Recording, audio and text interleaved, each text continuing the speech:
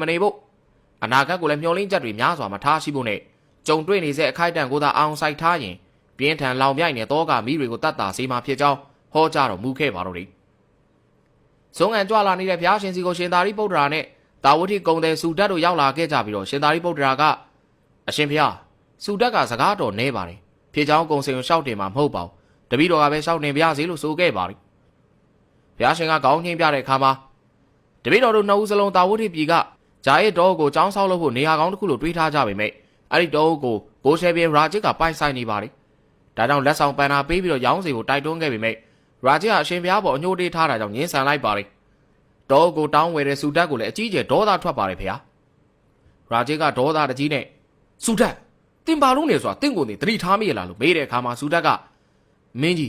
းဒီနေရာကကျွန်ုပ်ရဲ့ဆရာမြတ်ဗုဒ္ဓအတွက်ចောင်းဆောက်လို့လူတန်းဖို့ပြီးပြည့်စုံကောင်းမွန်တဲ့နေရာတစ်ခုဖြစ်နေလို့ပါလို့ရှောက်တင်လိုက်ပါတယ်။ရာဂျစ်ကဒီတော့မှတိတ်ထားကိုနေခွင့်မပြုနိုင်ဘူး။သူဟာကျွန်တော်ကိုကြီးစွာသောအဆက်ကိုရစေခဲ့သူဖြစ်တယ်လို့ဆိုလိုက်ပါတယ်။စုဓာတ်ကစိုးစွာရှောက်တင်ပြစေမင်းကြီးအခုသူကတိတ်ထားမင်းသားမဟုတ်တော့ပါဘူး။ညံလင်းပွင့်ထုံးနဲ့မြတ်ဗုဒ္ဓဖြစ်နေပါပြီ။သူကလူသားတရက်လုံးကိုစိတ်ချမ်းသာပြီးငြိမ်းအေးရာကိုရောက်ဖို့လမ်းညွန်ပြပေးနေသူပါဆိုပြီးတော့ရှောက်တင်ခဲ့ပါတယ်။ရာဂျစ်ကသူ့မှာတောင်းစားနေသူတွေနဲ့မျောလင်းချက်မဲ့နဲ့နောက်လိုက်တွေပဲရှိ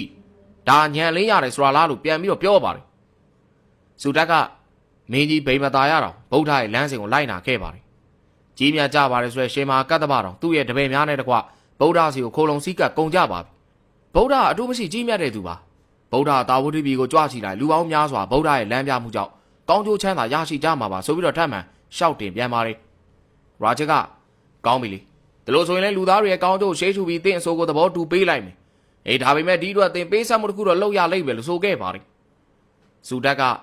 ကျွန်တော်လက်ခံပါတယ်။မင်းကြီးနှစ်သက်တယ်လို့တတ်မှတ်ပါလို့ဆိုတဲ့အခါမှာရာဂျစ်ကဒီတော့ထဲမှာရွှေတင်းကားခင်းနိုင်တော့သေးပိုင်ဆိုင်မယ်။တင်းကားခင်းတဲ့နေရာမှာလည်းအကြားလက်မရှိအောင်ခင်းထားမယ်လို့ဆိုလိုက်တာပါ။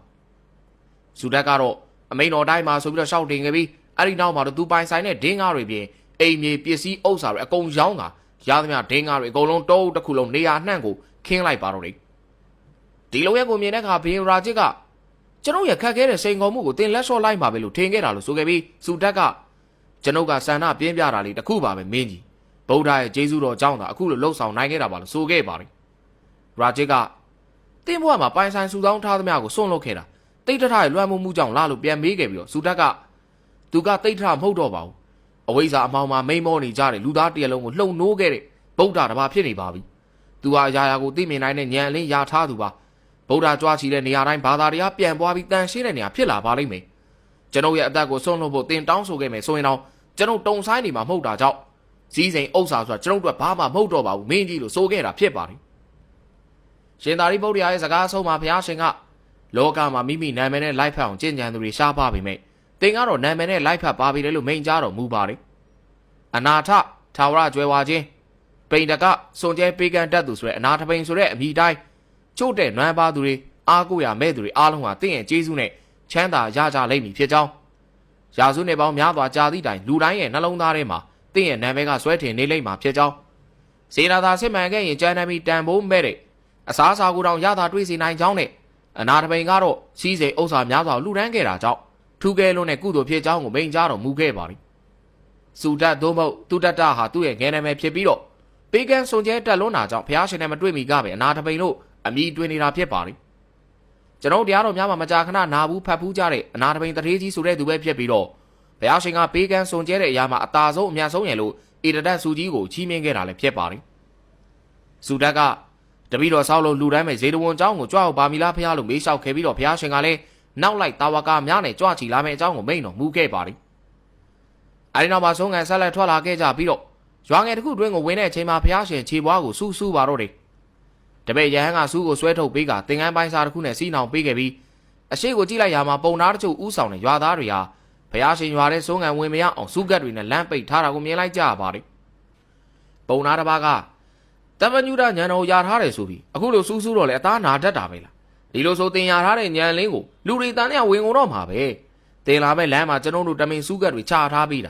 ာဒီရွာအသိကိုလိုမရှိဘူးတခြားရွာဦးသာထွက်သွားပါတော့လို့ဆိုခဲ့တာဖြစ်ပါလိမ့်ဘုရားရှင်ကတော့ရည်ရွယ်ချက်ရှိစွာနဲ့ပဲဒီရွာမှာပဲဆုံးခံပါရစေဆိုပြီးတော့ဆက်လက်တောင်းဆိုလိုက်ပါလိမ့်ဒီခါမှာပုံနာကကောင်းပြီလေတင်ဆုံးခံခြင်းတော့စူးတွေကိုသာနေပြီးကြွခဲ့ပြီးတော့လို့ဆိုခဲ့ပြီး ဘုရားရှင်လည်းစူးတွေကိုခြေပလားနဲ့နင်းဖြတ်ရပါတော့တယ်အဲ့ဒီချိန်မှာပဲစူနဲ့ဆိုတဲ့အမျိုးသားတယောက်ကမကြည့်ရနိုင်တော့ပဲစူးကတ်တွေကိုရှင်းလင်းပေးဖို့လှုပ်ခဲ့ပြီးတော့ရွာသားတူကတင်ဒီလန်းကိုရှင်းပေးလိုက်ရင်တင့်ကိုရွာထဲကမောင်းထုတ်ပြရလိမ့်မယ်လို့ဆိုခဲ့ပါတယ်ဒါမဲ့စူနက်ကဂီယူမဆိုင်ပဲလမ်းကိုသာပြီးအောင်ရှင်းလင်းကအရှင်ဖျားကြွတော်မူပါရွာထဲမှာအရှင်ဖျားကိုစုံလောင်ခြင်းသူတွေလည်းရှိပါတယ်လို့ဆိုလိုက်တာဖြစ်ပါတယ်